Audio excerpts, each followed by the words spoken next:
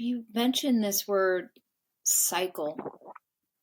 And when I think of working with kids, there's the autonomic nervous system cycle. So we can go, back to the sympathetic, parasympathetic, the wave within that window of tolerance, right? Excitation, relaxation, higher activation moves into all different kinds of defensive responses or survival physiology. There's anxiety, with kids, it might look like, hyperactivity. We have all the behavioral, aspects, emotional aspects that would fall into that, maybe having difficult emotional regulation. We have then also, if you plummet down into that dorsal vagal or more into the deep parasympathetic, the freeze response. It's a rigid freeze, collapsed freeze. That's, especially there's not a lot of readiness, right? There's a giving up, there's a giving over. There can be apathy and depression. And, many kids we see also just isolate more and more, and they do become more connected to their devices and computers. And but all of this being said, so we have those cycles. You've mentioned a beginning, a middle, and an end cycle, like in a task, and being able to actually feel and sense and be in a internal collaboration with that, to feel the readiness is this image of the eagle being born. I will hold that forever. So that, the hatching of the eagle. I'm here in Montana, so we see eagles all the time. The hatching of the hatchling, and then there's something about the integration and then completion. And then we have also things that are maybe around self-protective movements, running, boundary movements. There's a lot of that in play, kind of working out relational strategies. I remember when our kids would get upset in preschool and they'd say, "I'm not going to invite you to my birthday party anymore." And I said, "Okay, well, that's one way to say that you're upset." It's one way to say that you're mad and that you'd rather that they have a different behavior, and then you'll invite them to your birthday party. But, they got the stance and they had the words and they had the energy. And so we would work with that energy, or I would, sit with them and we'd do it a few times. We'd practice it together. And then I'd say, "What else could you say? I don't like it when you do that." Right. And so, we'll find some of the ways to kind of, support them. But these are some cycles. I'm giving some different examples of cycles that I might be observing. But when you talk about cycles, Alé, for our students here, what types of cycles are you watching? And are you, again, sort of illuminating at different times? Yes, I am obsessed about cycles. I'm obsessed about cycles completion. I begin to look closer. What does it mean to complete cycles? Means to achieve something, or am I need to go all the way to the end to the task and then I'll be rewarded? So I notice I noticed that we do have the cycle that you describe, that, okay, we have the activation and deactivation and going back to homeostasis in some ways. It's like, this is a cycle that we say, okay, my child was full of anxiety and now he's calmer after doing this activity. But also I thought that, okay, does that calm experience the kids had with me, this is related to that first intention that he wants to have. For example, he wants to play football, whatever, but he could not, and then he did something else, and then he integrated that something else. But that first cycle, which calls the intended action, never happened for some reason. And then I start to see that, okay, we need to find a discrimination between what is the line of construction the kids will have about their intention. Means what they're constructing cognitively, or the craft they're doing, and the emotional that goes along with that. If this first thread is disembodied by the emotions, so I cannot only look at the emotions, because I'm always gonna miss that thread, always gonna miss that intention, the first intention. And this can be really silent. And kids at the end might be really pleased with your intervention. But I am particularly more meticulous about that, because I see that, he's patting my back, saying, Ale, you did a great job with me. Now I integrate that. I feel somatically perfect. And I think, did he went through his desired? If he would, what would happen? So this is one cycle that I want to mention here, is cycles that relate with their intention. Means there is a potency in that intention, and if that goes along. Now, let's go along with the same conversation about the intention. We know that sometimes we want to do something, we are passionate about something. As soon as we started, we say like, it's not necessarily what I wanted, or I have second thoughts about it. So these second thoughts could happen with the kids. For example, when they want to buy a toy, they say in the store, I want that toy. This is my life. It's on the line with this toy. I want that. I'll be the happiest person in the world. I remember our daughter, she went to the supermarket with us, and there was this big unicorn, inflatable unicorn, but it's so big. And she was in a tantrum in that supermarket, want that unicorn. We thought, like, this doesn't even fit our apartment. So we managed to say, okay, let's take a picture. And then but it took a little while for her to go, and then later realize that, I'm glad I didn't buy that unicorn, because it would not fit my bed, it would not fit my room. So these are cycle that is closed not by the achievement, by the reflection or good sense, or coming back to this online experience of say, wow, I was out of my mind. And these are way the kids sometimes, and we need to make peace of our strong desire. That's an integration, even though we never bought the unicorn for her. So this is another way of complete cycles. I see, for example, another example of complete cycles, that when kids start to play, and then you probably had this many times, but you're playing with the kids, or they go to do something and they make a drawing, and then they come to you and give this drawing and say, oh, I made this for you. And you say, oh, this is so beautiful. Thank you very much. This is a way for them to complete the cycle that I am observing and saying that, okay, this is the gratitude cycle.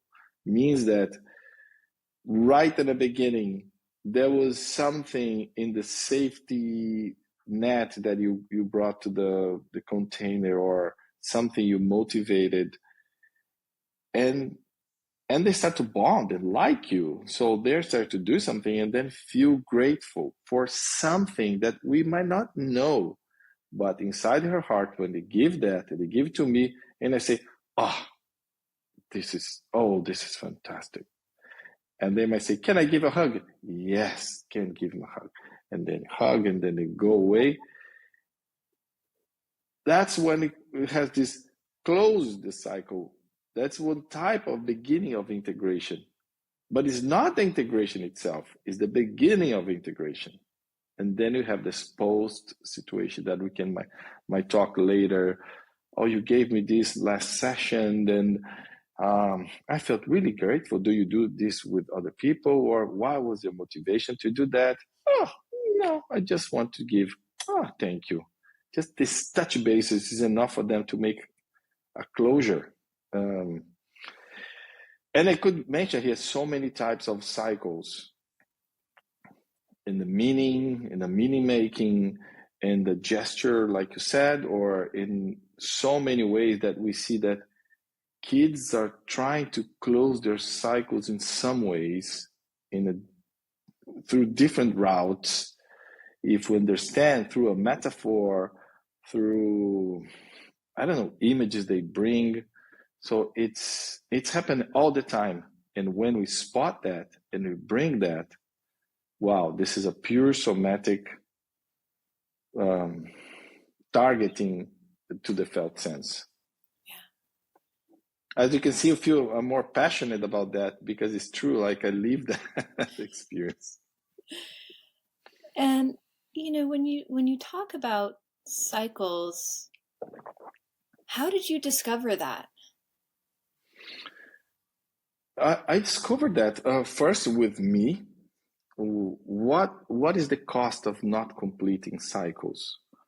I saw in kids when they want to do something, they go back and try to talk about the same subject over and over again, or they want to watch the same movie over and over again. So I noticed that in that same task that has beginning, middle, and end, it still has things for them to learn, to explore, to see, to identify. So I start to really bring it to a focus and see what is this happening. And because I really, one of my strengths is work with adults and tracking sensation with adults, because we can explore more complex ideas and more complex images and how they can make one image can create disclosure. With kids, I have to dim this down and work with some things more in the representation, more into the here and now, more into there is some physical movement, but also there's some physical representation of a gesture. So, and ultimately, when you think about the task has to complete in some way. There is this desire to complete. So if they don't complete, let's talk about that. So my work is a lot of empirical work. And then I start to get the data and try to get the theories about it. But it's really seeing like what happened when we help them to complete the situation. Now I develop a work that is to talk about idea. So how to follow somebody else's idea or the children's idea.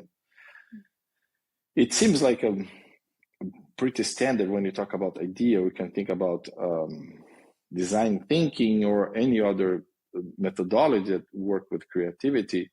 But in this situation, I see that what drove me to learn more about is this idea process cycle.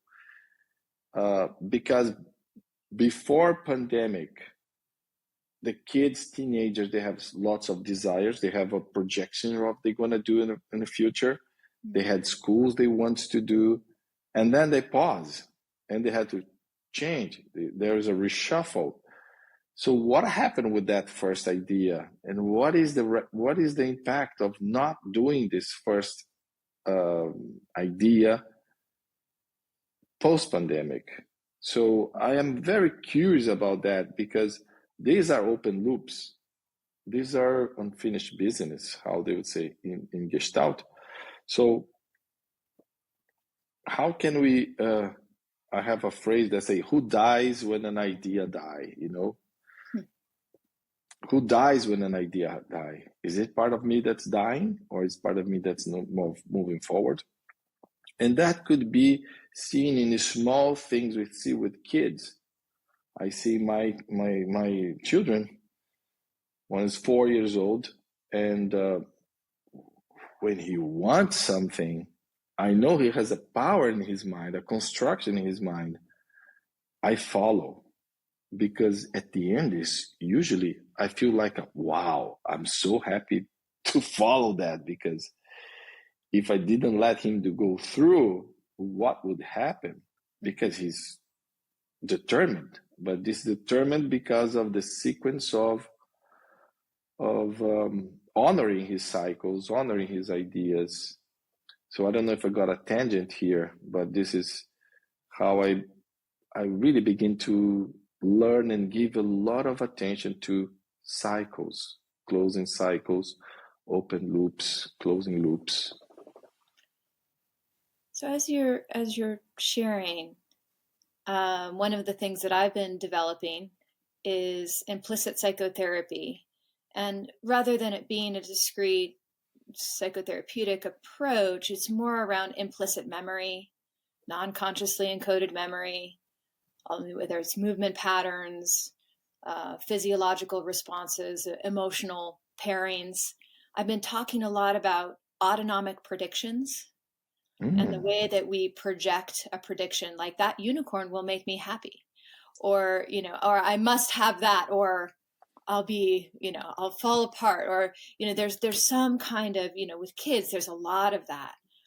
And so there can be these emotional pairings that are very, very potent.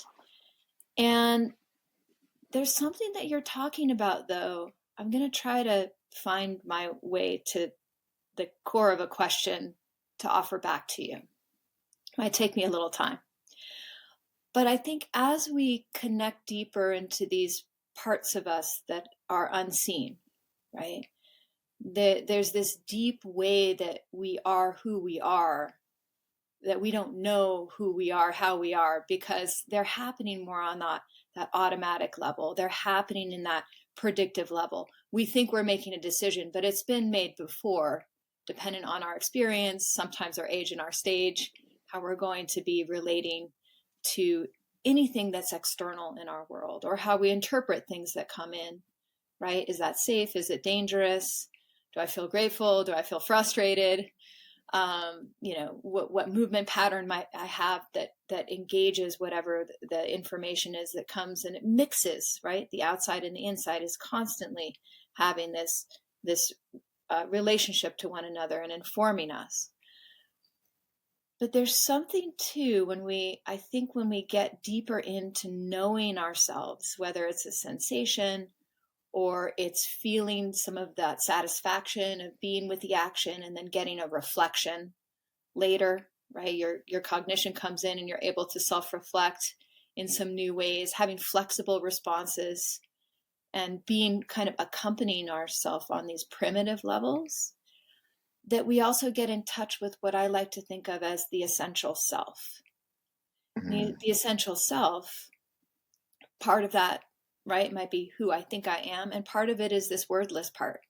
It's the experiential. It's the phenomena of the moment. It's the naturalness, right? It's the essence of us. And reflecting children's essential self, or being in relationship with the flow of the essential self, is one of those things that I think about around attachment work,